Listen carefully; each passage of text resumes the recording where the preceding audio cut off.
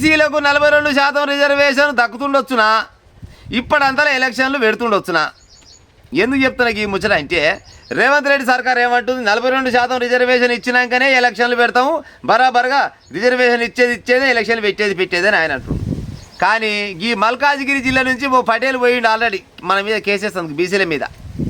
మీరు 42% రిజర్వేషన్ ఎట్లా కల్పిస్తారు, ఇది భారత రాజ్యాంగానికి విరుద్ధము అని ఆయన ఒక కాగితం పట్టుకొని పోయిండు.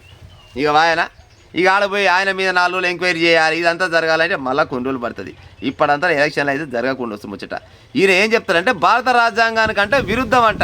అవునా ఓ మాధవరెడ్డి పటేల, అంతా భారతదేశం మొత్తం, తెలంగాణ రాష్ట్రం మొత్తం ఇప్పటిదాకా మొత్తం భారత రాజ్యాంగం పరిధిలో నడుస్తుండొచ్చున. భారత రాజ్యాంగాన్ని బరాబర్గా మీరు అమలే పరిస్తే ఈ భారతదేశానికి ఈ దరిద్రం ఎప్పుడు ఉండేదే కాదు. కానీ భారత రాజ్యాంగాన్ని మీరు ఎన్నడూ అమలు పరచరు. కానీ గిసోటి ముచ్చటకు మాత్రం భారత రాజ్యాంగం అడ్డుపెట్టుకొని భారత రాజ్యాంగానికి విరుద్ధం ఈ పని 42% రిజర్వేషన్ ఎట్టిస్తారని అంటాడు. మరి 42% రిజర్వేషన్ భారత రాజ్యాంగానికి విరుద్ధమే. కానీ మీరు నిండగా 93 లేరు. కానీ ఈ భారతదేశాన్ని కానీ లేకపోతే ఈ రాష్ట్రాన్ని కానీ ఎప్పుడు ముఖ్యమంత్రి పదవిలో మీరే ఉండాలని భారత రాజ్యాంగంలో ఉన్నదా? గది విరుద్ధం కాకుండా వచ్చినా గది ఎందుకు గుర్తు రాలేదు మాధవరెడ్డి పటేల?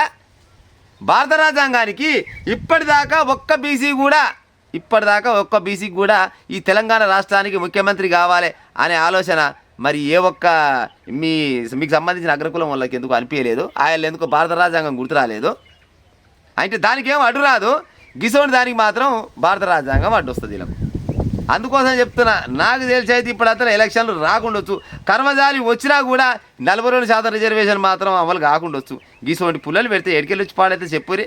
ఇడికెళ్ళి ఒకటి గుస్తా ఉంటే వాడు వెనక బయట గుస్తా ఉంటే, వాడు ముందరకు పోతా ఉంటే వాడు వెనక బయట గుస్తా ఉంటే, ఇక అవుతుండొచ్చునా ఇది?